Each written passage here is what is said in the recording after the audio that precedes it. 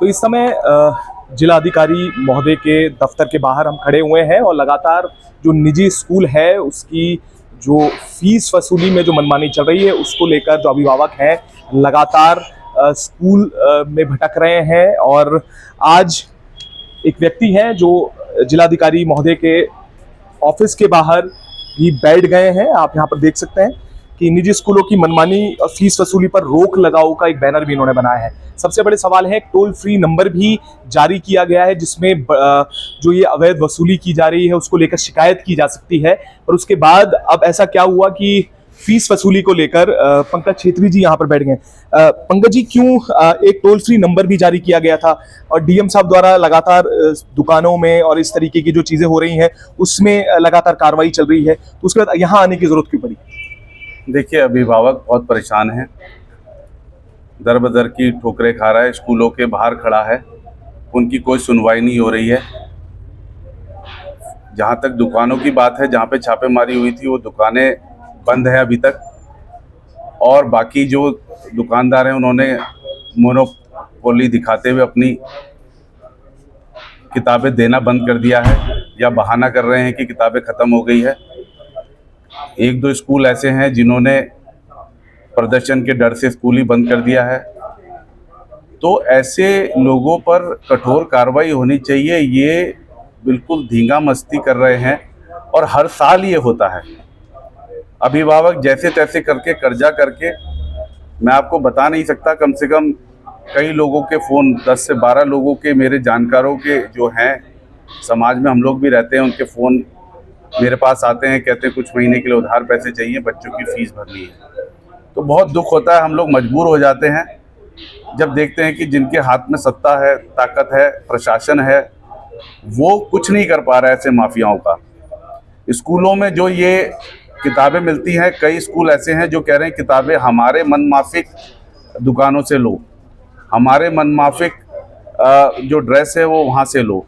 ये क्या गुंडागर्दी मचा रखी है? हम कहाँ रह रहे हैं? ये मतलब गोरे अंग्रेज तो चले गए, भूरे अंग्रेजों ने कब्जा कर लिया है।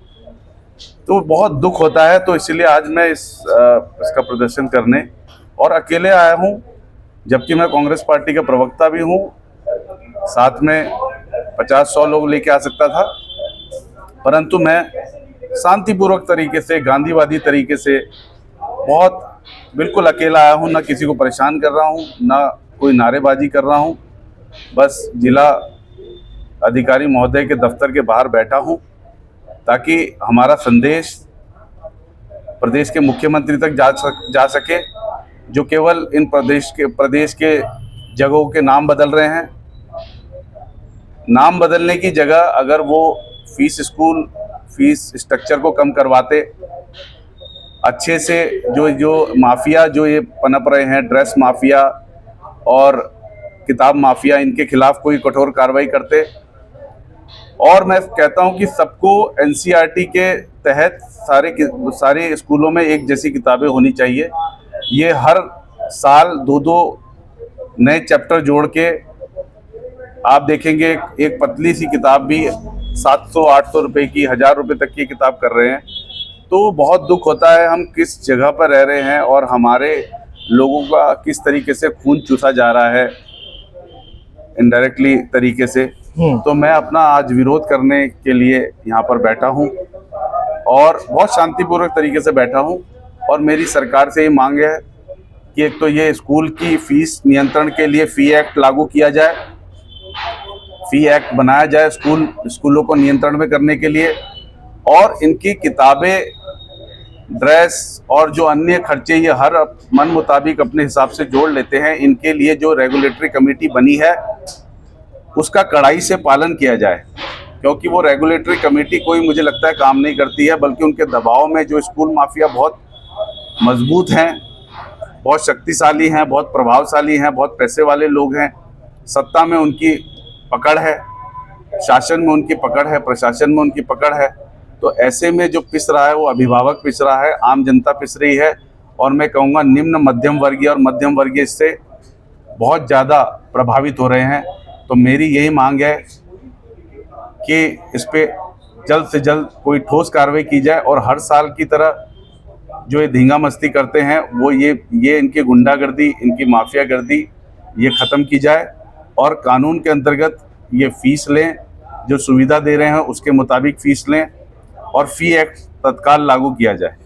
कई स्कूलों से अभिभावकों की शिकायतें हैं कि कई स्कूल जो हैं बुक्स स्कूल से देते हैं, वहीं पर जो नोटबुक बाहर 70 रुपये की है तो वहाँ 150 रुपये उसकी कीमत लगाई जाती है।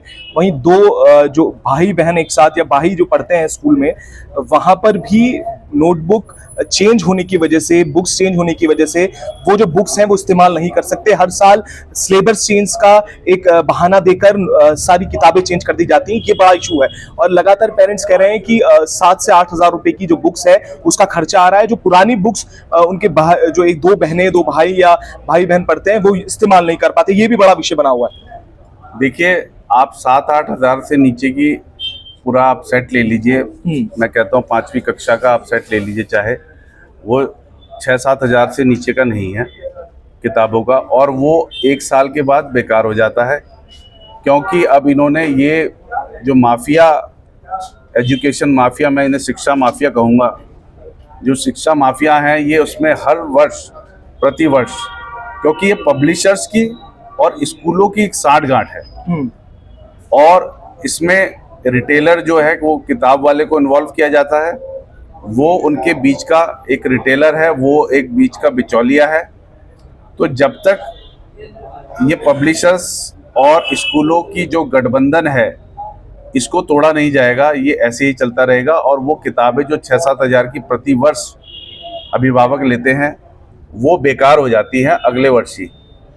पहले देखा जाता था कि अगर 2 भाई बहन हैं घर में, 1-2 क्लास सीनियर जूनियर हैं, तो वो किताबें संभाल के रख ली जाती थी, परंतु आज ऐसा कुछ नहीं है, क्योंकि ये किताब माफिया और स्कूलों की, निजी स्कूलों की इतनी तगड़ी साठगांठ है कि इसमें अभिभावक पिसके रह जा रहा है। तो जब तक इन दोनों का गठबंधन तोड़ा नहीं जाएगा, इसको समाप्त नहीं किया जाएगा, कठोर कानून इस पे नहीं लाया जाएगा, इस पे मुकदमे इनके खिलाफ दर्ज नहीं किए जाएंगे, ये चोर बाजारी ऐसी चलती रहेगी और अभिभावक और मध्यम वर्गीय, निम्न मध्यम वर्गीय ऐसे ही पिसते रहेंगे। तो अभी टोल फ्री नंबर जारी किया है और कार्रवाई भी की जा रही है, ऐसा कहना है शासन प्रशासन का। एक टोल फ्री नंबर भी दिया है कि अगर कोई शिकायत आपके पास है, अगर स्कूल कोई फीस इस तरीके के लेता है या इस तरीके की मनमानी करता है तो उस पर आप संपर्क कर सकते हैं। तो उस पर भी क्या आपने करा है, संपर्क करने की कोशिश की है, क्या कुछ हो रहा है वो भी बताएंगे आप? अधिकतर वो नंबर व्यस्त चलता है जी, मैंने सुबह उस पर 2-3 बारी कॉल किया था, अभी फिर कॉल करूंगा। और उस टोल फ्री नंबर पर वो हर दिन बताएं कि शाम तक कितना, आजकल तो सोशल मीडिया का ज़माना है, शाम को वो बताएं कि कितने अभिभावकों के कॉल आए थे, कहाँ तक वो पहुँच पाए और उन्होंने जो कॉल आए थे उसका निस्तारण कैसे किया। केवल टोल फ्री नंबर जारी करने से इतिश्री नहीं हो जाएगी और जो कार्रवाई है वो पूरी नहीं हो जाएगी, क्योंकि ये शिक्षा माफिया बहुत मजबूत लोग हैं, इनकी सत्ता में, सरकार में बहुत पकड़ है। तो लिहाजा मैं समझता हूँ प्रशासन भी मजबूर है और मैं कहता हूँ डेली शाम को जिस टोल फ्री नंबर जारी किया गया है, टोल फ्री नंबर बताएं कि शाम तक कितने अभिभावकों के फोन आए और उन्होंने उनकी शिकायतों का कैसे निराकरण किया। जी, अब ऐसे तो आप टोल फ्री नंबर जारी कर दीजिए, उस पर क्या कार्रवाई हो रही है, क्या नहीं हो रही है, किसको क्या पता है। जी, तो मैं समझता हूँ वो केवल औपचारिकता है। प्रशासन की भी मैं मजबूरी समझ सकता हूँ, क्योंकि उनके जो लोग हैं वो ऊंचे पदों पर बैठे हैं, जो शिक्षा माफिया हैं। तो लिहाजा ये बहुत कठिन डगर है, जब तक जनता सड़कों पर उतर के नहीं आएगी, इन पर काबू पाना मैं कहता हूं मुश्किल नहीं, नामुमकिन है। बिल्कुल मुश्किल नहीं, नामुमकिन है, ये कहना है पंकज छेत्री जी का, जो प्रदेश प्रवक्ता भी है कांग्रेस के। अब सवाल ये है कि हर वर्ष जो अभिभावक हैं उनके ऊपर जो फीस का बोझ है वो लगातार बढ़ता जा रहा है और यही वो समय होता है जब अभिभावक बाहर तो निकल कर आते हैं पर उसके बाद त्रस्त होकर फिर से लौट आते हैं। और क्यों आए? क्योंकि इसके बाद ये भी डर सताता है कि अगर स्कूल के खिलाफ कोई कुछ कहते हैं तो शायद उनके बच्चों की पढ़ाई पर असर ना पड़े। और हर वर्ष ये देखा जा रहा है, कई अभिभावकों ने ये शिकायत भी की है कि बुक्स के नाम पर, किताबों के नाम पर जिस तरीके से हर वर्ष सिलेबस चेंज करके ये पूरी जो किताबें हैं वो बदल दी जा रही हैं। अब सवाल ये है कि जिस तरीके से एक बड़ा माफिया के रूप रूप में जो शिक्षा को जो कमर्शलाइजेशन हो रहा है, आखिर वो कब रुकेगा और किस तरीके से जिस देश में जो शिक्षा हो वो ही महंगी हो चले और जहां स्वास्थ्य में जिस तरीके से व्यापार हो चले, तो वहां पर उस देश का क्या होगा जहां शिक्षा भी व्यापार हो जाए और स्वास्थ्य भी व्यापार हो जाए। हम भी लगातार आपको अपडेट करते रहेंगे, तब तक जुड़े रहिएगा और देखते रहिएगा उत्तराखंड। कोई व्यवस्था नहीं होती। अरे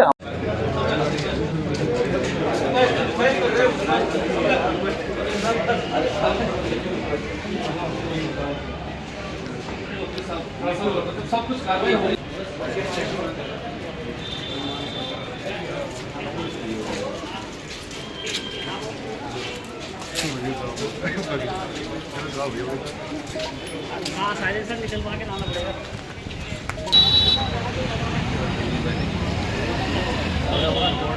चलो आओ आओ यहाँ दिक्कत क्या है? अब यहाँ भी दिक्कत है, अब भाई जब यहाँ भी दिक्कत है, वहाँ भी दिक्कत है, हर जगह दिक्कत है। किताना सही है तो किताब हाँ